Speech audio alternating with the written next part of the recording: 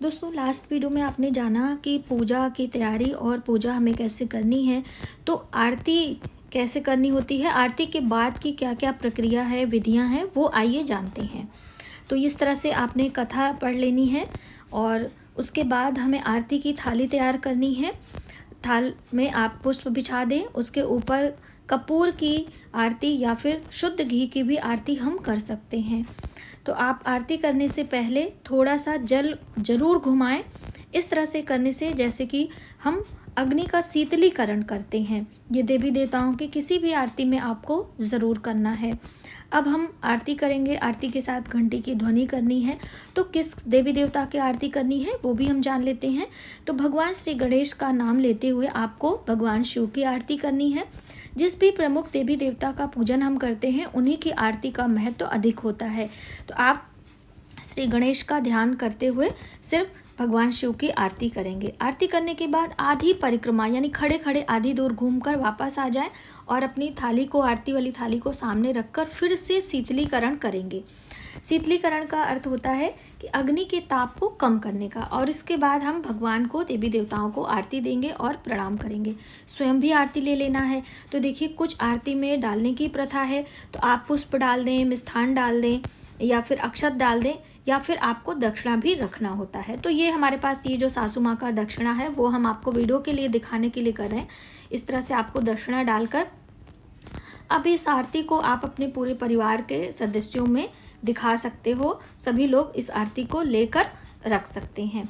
दक्षिणा की हम बात करें तो उसे आप ब्राह्मणी के दक्षिणा में सम्मिलित कर दीजिएगा, जो आरती का पैसा है। अब जो ये भोग प्रसाद है उसे क्या करना है, आइए जान लेते हैं। तो कुछ भोग प्रसाद रात्रि के लिए, कहते हैं कि माता पार्वती रात्रि को जो है इस चीज़ का सेवन करती हैं, ऐसी मान्यता है। तो एक प्लेट में हम इसे यहाँ पर रख देंगे कुछ चीज़ें। तो इधर हमारे पास एक प्लेट है, उसे हम खाली करके यहाँ पर रख ले रहे हैं। और इसी में कुछ बर्फ़ी यानी दूध से बनी मिठाइयाँ और ये कुछ जो फल है वो हम रख देंगे।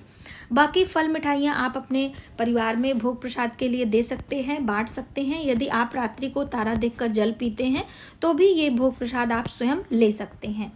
ठीक है। अब इसके बाद हमें क्या करना है, ये सारी चीज़ें यहीं पर हमें रहने देनी है और हम अपने पति का पूजन करेंगे। जैसे कि आपने देखा होगा कि माता पार्वती ने अपने पति का पूजन किया था, तो इस तरह से जल का छिड़काव पति के ऊपर आप करेंगे। उसके बाद उनके हाथों में हमें मौली की धागा बांधनी है। ये जो कलाई नारा जिसे आप कहते हैं, इसे लेकर उनके हाथों में आपको बांधना है। उसके बाद उन्हें हम हल्दी कुमकुम का तिलक करेंगे, उनके मस्तक पर अखंडित चावल लगाएंगे और फिर उन्हें कुछ भोग प्रसाद देकर उनका हम प्रणाम यानी आशीर्वाद लेंगे। देवी देवताओं के सामने ये सारी चीज़ें करने से हमारे जीवन में सौभाग्य बढ़ता है।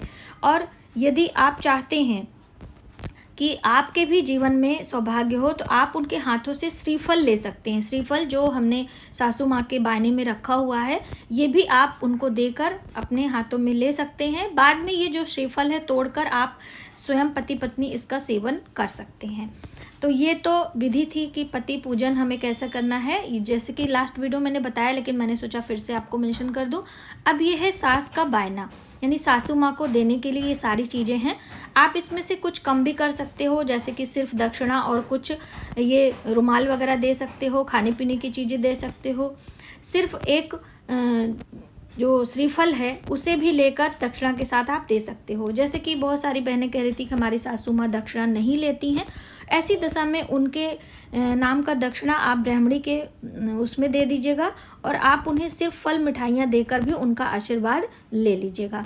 यानी आशीर्वाद लेना बहुत महत्व रखता है, तो ये कार्य करना आप ना भूलें। आपका ये दीपक रात भर जलते रहना चाहिए, या बुझ गया है तो दूसरे दिन इसमें घी या तेल डालकर आप फिर से इसे प्रज्वलित कर लें, धूप दिखा लें।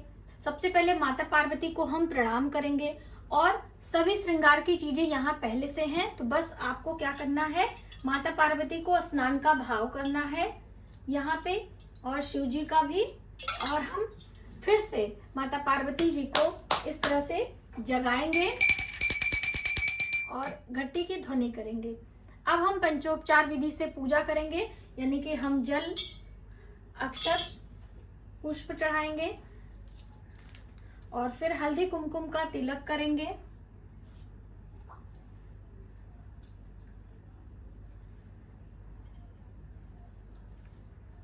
शिव जी को फिर हम भस्म वगैरह जो आपको चढ़ाना है आप चढ़ा लीजिए। बिलपत्र चढ़ा लेंगे, तो 3 पत्तियों वाला बिलपत्र ही हम चढ़ाएंगे। नमः शिवाय का जाप करते रहेंगे। इस तरह से बिलपत्र चढ़ाने का जो 3 पत्तियां होती है वो सही होनी चाहिए और चिकना वाला भाग नीचे और थोड़ा सा ये गांठ वाला चीज आपको निकाल देना है। इस तरह से बेलपत्र चढ़ाने की ये सही विधि होती है। दूर्बा हम गणेश जी के लिए रख लेंगे।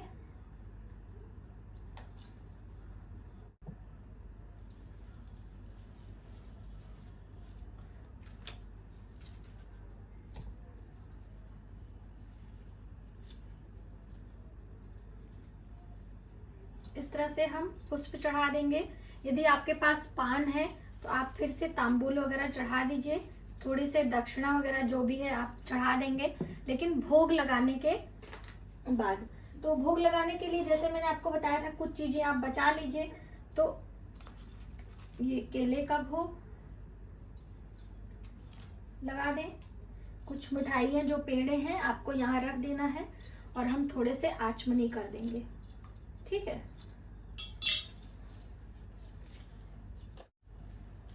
ये है तांबूल, तो ये हम यहाँ पे मेरे पास एक है तो हम चढ़ा दे रहे हैं, क्योंकि पारण हमें माता पार्वती को कराना है। तो ये हो गया। अब इसके बाद हम लोगों के यहाँ ये चने भिगाए रहते हैं, तो भीगे चने आपको लेने हैं और 7 दाने चढ़ाने हैं। तो गिन के 7 दाने हम चढ़ाएंगे, गिनकर 7 दाने हम चढ़ाएंगे। तो यहाँ पे 2 4 5 6 और 7 दाने माता पार्वती को चने चढ़ाएंगे और 7 दाने हमें निगलने होते हैं और छत के चारों ओर आजू बाजू से फेंकना भी होता है। तो ये आप कर लीजिए। अब हम माता पार्वती को फिर से सुबह सुहाग लेने के लिए सिंदूर चढ़ाएंगे। तो सिंदूर में हमेशा जब हम सुहाग लेते हैं तो चुटकी से चढ़ाते हैं। तो इस तरह से अपनी चुटकी से लेकर माता पार्वती को यहाँ पे 3 बारी आपको चढ़ाना है। 3 बारी आप चढ़ा दीजिए।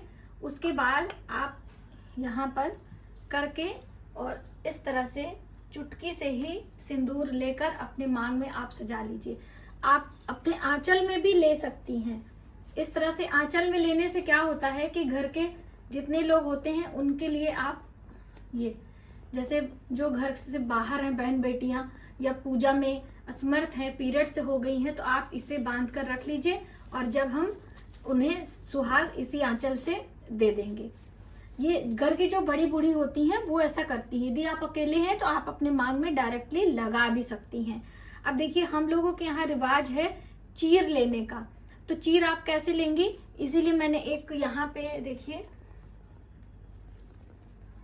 ये मौली का धागा चढ़ाया हुआ था, इसी से हम लोग चीर ले लेते हैं और जो हमारे ये साड़ी का आंचल होता है उसमें ये चीर हम बांध लेते हैं और ये काफी दिनों तक बंधा हुआ रहता है, इसे हटाया नहीं जाता है। ये सौभाग्य कारक होता है। तो आपने सुहाग लिया, ये चीर ले लिया। अब ये जो हमारा सुहाग है इसमें से आप एक बिंदी लगा के अपने माथे पे लगा लीजिए और इसमें से जो आपने पायल बिछिया वगैरह चढ़ाया है, यदि आप दान करना चाहती हैं तो दान करें, वरना पायल बिछिया आप स्वयं ले लीजिए। 1 सेट बिछिया आप दान कर दीजिए और बाकी सुहाग की सामग्री अनाज के साथ में आपको दान करना है। ठीक है, तो ये चीजें आपको ध्यान में रखनी है। अनाज के साथ में है यानी कि चावल, दाल, आटा, नमक, हल्दी, दक्षिणा, फल, मिठाइयाँ और ये सुहाग की चीजें, ये सभी चीजें हमें दान करनी होती हैं। वो मैंने एक जो है थाली में लगाकर आप सब चीजें दान करें और पार्वती और इनको विसर्जित भी करना है। तो विसर्जित हम कब करेंगे, जब ये दीप हमारा शांत हो जाएगा तभी हमें विसर्जित करना है। जब तक दीपक जलता है तब तक आपको इंतजार करना पड़ेगा, या फिर आप थोड़ा कम घी तेल डालें जिससे कि ये शांत हो जाए, उसके बाद हम विसर्जन करेंगे।